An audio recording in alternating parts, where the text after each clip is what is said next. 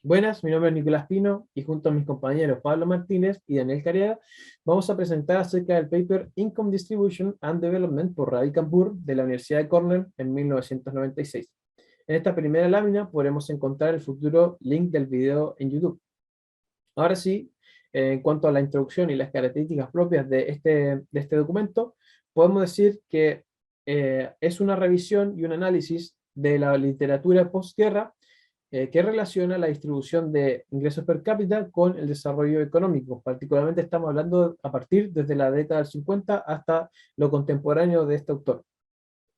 En este paper se habla de la desigualdad, distribución, pobreza y crecimiento del ingreso. Sin embargo, el autor da fundamentos para por qué no va a tocar estos temas con mayor tecnicismo, sino que los va a dejar de una perspectiva más que nada de medición.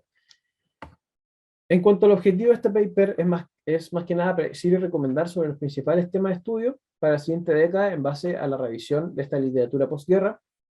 Y a pesar de que se utiliza harto tiempo para hablar de la relación agregativa entre el ingreso y la desigualdad, el objetivo de estudio es nosotros que las implicaciones de las políticas económicas en el contexto sociopolítico específico de una economía. Ahora, en cuanto a la discusión que se da en este paper, durante los años 70 y 80 se venía dando un consenso bastante aceptado universalmente, que era acerca de la equidad y crecimiento que se podían dar al mismo tiempo. Y esto se fundamenta básicamente en las experiencias de Latinoamérica y Asia. Sin embargo, el autor propone que este consenso podría ser más bien de naturaleza prematura y que proviene fundamentalmente de una visión simplista y reduccionista y que no estaba tomando en consideración muchos elementos, básicamente.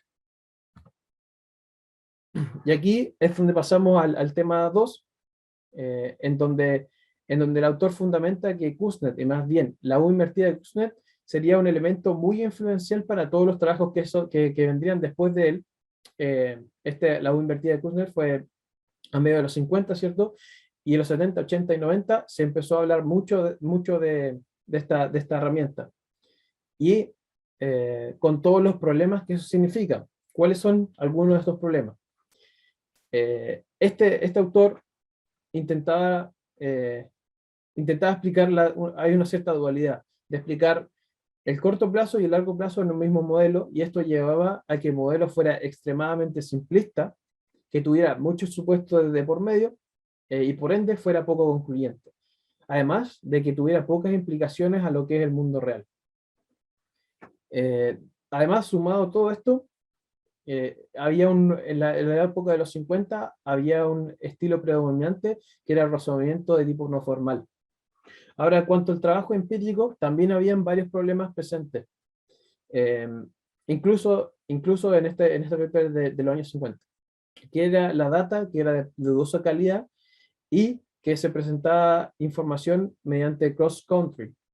Y como plantea el autor, esta a lo mejor no es la mejor medida para evaluar a un país, dada la diferencia en condiciones iniciales que pueden presentar entre uno y otro. Este impulso kuznesiano, como le llama él, degeneraría en un daño tremendo para los trabajos siguientes, y es que finalmente, como estos trabajos empíricos querían obtener esta U invertida, y al fracasar, eh, deducían que no se podía establecer una relación entre el crecimiento y la distribución de ingresos. De hecho, es más, el autor especifica que habían autores que se gratificaban con presentar modelos que tenían esta U invertida, y esto estaba limitando mucho a lo que era el conocimiento y la verificación de hipótesis alternas. Ahora vamos a pasar con mi siguiente compañero. A finales de los años 70, la literatura sobre crecimiento y distribución tomó un particular giro a raíz de las crisis de la deuda de América Latina y África. Sumado a esto, el enfoque hacia una política fiscal prudente y la apertura comercial se vio reforzado debido a que fueron estas precisamente las fundaciones del milagroso crecimiento con equidad de la economía del este asiático. Sin embargo, a pesar de que estos países latinos y africanos tuvieron en general un periodo de sustitución de importaciones exitoso, se consideró que las políticas fallaron enormemente, siendo ineficientes e inequitativas, debido a que en contraste con el este asiático no fueron precedidas o acompañadas por políticas que promueven el crecimiento equitativo como la reforma agraria. Por otra parte, estos países latinoamericanos y africanos tenían tipos de cambio bastante desalineados, lo cual según muchos autores estos van asociados a un menor crecimiento. De hecho, una política que mueve la economía en dirección a la apertura comercial tiene consecuencias distribucionales en la población, ya que esto beneficiaría en gran medida a los trabajadores del sector transable y crearía una brecha salarial respecto a los del sector no transable. Sumado a esto, si consideramos un modelo como el trabajo y el capital como los dos factores de producción y que caracteriza a bienes transables como intensivos en trabajo, entonces claramente los retornos en una inversión en este sector aumentarían en relación con el capital. Y es por esto y otras tantas razones que en América Latina se produjo gran desigualdad, ya que el capital estaba en su mayoría en manos de un reducido número de terratenientes y a pesar de que muchos agricultores pobres se beneficiaron de las mejoras en la rentabilidad de exportaciones, los que ya eran ricos lo hicieron mucho más. Las evidencias del impacto de ajustes macroeconómicos y liberalización del sector externo sobre la desigualdad y pobreza están bastante mezcladas. Por ejemplo, en Demery Square comparan el cambio porcentual de la población debajo de la línea de pobreza en 6 países africanos, con el cambio de una puntuación ponderada de variables macropolíticas. En 5 de estos 6 países la macropolítica mejoró y por lo tanto la incidencia de la pobreza disminuyó. En el sexto país ocurrió lo contrario. Para Latinoamérica, Morley argumentó fuertemente que el ajuste macroeconómico y la salida de la recesión disminuyeron la pobreza y la desigualdad. Sin embargo, Berry ha puesto en duda la base empírica de estos resultados, ya que él encuentra que la distribución del ingreso empeoró en varios países de Latinoamérica. Y argumenta además que la liberalización comercial fue una causal muy influyente. Por otra parte, Wood en 1994 postuló un modelo con 3 tipos de fuerza laboral en el que la mano de obra no tiene educación básica o educación superior. Además, caracteriza las exportaciones de manufacturas intensivas en manos de obra de países en desarrollo con requerimientos de al menos educación básica. Y esto aumenta bastante la brecha salarial entre aquellos que tienen y no tienen educación básica, ya que estas personas no se pueden beneficiar, las que no tienen educación, de un auge exportador. Volviendo nuevamente al caso del este asiático, casi toda la fuerza laboral en sus economías tenía educación básica para el momento en el que ocurrió este auge, pero en Latinoamérica y África, aquellos con un nivel de educación lo suficientemente alto como para beneficiarse de una estrategia de crecimiento basada en exportaciones son muy reducidos en número. En cuanto a las políticas redistributivas, una examinación de la literatura empírica sobre redistribución de la tierra muestra las dificultades sobre implementar tales reformas en la práctica, ya que existe el problema básico de política económica en el que la distribución de la tierra es altamente desigual en la mayoría de países y los que las élites terratenientes tienden a controlar el proceso político. También hay que tener en cuenta que la literatura está repleta de ejemplos de intentos de redistribución que fueron evitados en la práctica debido a las élites. Ejemplo de esto son los fracasados intentos en Latinoamérica de colectivizar la agricultura. Y en África, en el caso de África, la distribución de la tierra al momento de la independencia era bastante desigual en muchos países, y incluso si la tierra hubiese sido equitativamente distribuida, hay que tener en cuenta que muchas de las tierras ni siquiera son cultivables, y es por esto que no se puede establecer una correlación entre la distribución de la tierra y el crecimiento equitativo. Y es así entonces como la literatura llega eventualmente a un consenso en el que sobre la importancia y factibilidad sobre mejorar la distribución de la educación en la población. Ahora hay casi consenso universal en que la educación básica es una condición necesaria para sostener un crecimiento equitativo, por lo que tampoco es de extrañar que cuando nos movemos hacia niveles de educación superiores, las desigualdades siguen aumentando. Por lo tanto, las políticas redistributivas en el área de educación varían de país en país, y estas deberían ser la principal prioridad de las reformas políticas. Sin embargo, también hay que enfrentar el hecho de que quizás hay un significativo número de personas que no puedan ser reentrenadas o reeducadas lo suficientemente rápido como para enfrentar las nuevas realidades. Y para estas personas las transferencias significan un importante componente de supervivencia. Y es fundamental que exista una focalización adecuada del gasto público y los impuestos para que las transferencias lleguen efectivamente a los menos favorecidos y en la forma que lo necesiten para que de esta manera no aumente más la desigualdad. Bueno, llegando a este punto, a lo largo del paper se nos ha hablado de la distribución de ingresos a nivel país. Sin embargo, también se pueden tomar otras perspectivas, como las distribuciones entre grupos, distribuciones dentro del hogar y distribuciones globales. Comenzando por la distribución entre grupos, si bien el factor de la raza o la etnia o lugar geográfico no ha sido tomado muy en cuenta en cuanto a la distribución de ingresos, sí es un factor importante que se está viendo en África y que no ha podido, y de esto nos habla Anand en 1983, quien toma este caso, lo estudia para identificar el porqué, el éxito de Malasia y separa los componentes en dos, componentes de desigualdad. Uno, la desigualdad entre grupos y el otro, la desigualdad por pertenecer a este grupo, siendo entre estos dos componentes el más significante el componente de desigualdad por pertenecer a un grupo.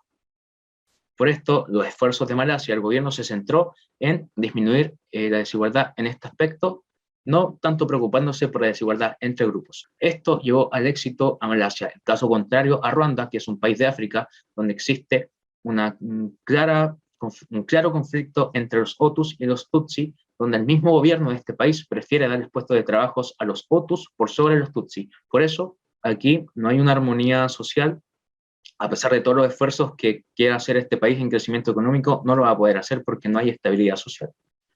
Luego tenemos la distribución dentro del hogar, donde existe una hipótesis inicial que plantea que el ingreso total del hogar se divide en partes iguales, entre todos los integrantes del hogar. Y esto es refutado por muchos autores, siendo el pionero en refutarlo Sen en 1983, quien estudia la distribución de ingresos en el hogar por género y por edad, siendo este primero bastante significativo en cuanto a las diferencias de ingresos al hogar, ya que variaba mucho el ingreso de los hombres y de las mujeres también. Otro ejemplo que refuta la hipótesis inicial es el caso de las transferencias, que muchos gobiernos entregan un dinero a las familias por hijo que tengan estas familias, y por lo general este dinero lo reciben las madres. Y aquí se rompe este supuesto de que el ingreso total de las familias se divide en partes iguales. Otro ejemplo que refuta la hipótesis anterior es lo planteado por Cambur en 1990 a partir de la actividad agrícola en África, donde los hombres son contratados en puestos agrícolas comerciales, en parcelas comerciales, mientras que las mujeres son derivadas en este mismo sector agrícola a plantaciones más pequeñas de hortalizas y plantaciones menores que son mayormente de consumo del hogar. ¿Ok? Entonces, aquí notamos una gran diferencia salarial, lo que refuta nuestra hipótesis inicial. Y luego de haber visto la distribución de ingresos por país, sería interesante ver la distribución global. En este caso, encontramos el modelo neoclásico de Robert Solow, que plantea una convergencia total en el largo plazo de países que cuenten con similares condiciones iniciales en diversos aspectos. Sin embargo, Pritchett refutó a partir de 8 hechos que caracterizan el patrón de tasa de crecimiento en el último siglo, los cuales estamos viendo en pantalla, dejando enterrado el modelo neoclásico de Solow. Bueno, y como conclusiones, encontramos 5 aspectos que deben ser tratados en un futuro en las literaturas. En el próximo decenio encontramos el estudio de casos de países, ya que está a la base, y con esto se puede ver el histórico de lo que ha salido bien y lo que no ha salido tan bien en cuanto a crecimiento económico y distribución de ingresos. También tenemos como punto el aumento de la desigualdad, que este caso se debe seguir estudiando, porque a pesar de que en países hay crecimiento económico y disminuir la desigualdad, hay países donde a pesar del empujón económico que están teniendo, se está agrandando esta desigualdad. Por eso es importante que la literatura estudie también este caso. Como tercer punto tenemos la desagregación, que más que nada nos quiere decir que es importante desglosar componentes para entender mejor el origen de alguna patología, ya sea positiva o sea negativa. Como punto 4 tenemos la asignación dentro del hogar, que es un punto a tratar en el futuro, ya que es un factor importantísimo y que ha demostrado que tiene bastante significancia en la distribución de recursos dentro del hogar, ya sea por género o por edad. Y también, como punto 5, modos alternativos de distribución. ¿Y por qué los especialistas tienen que tratar en la literatura futura este tema?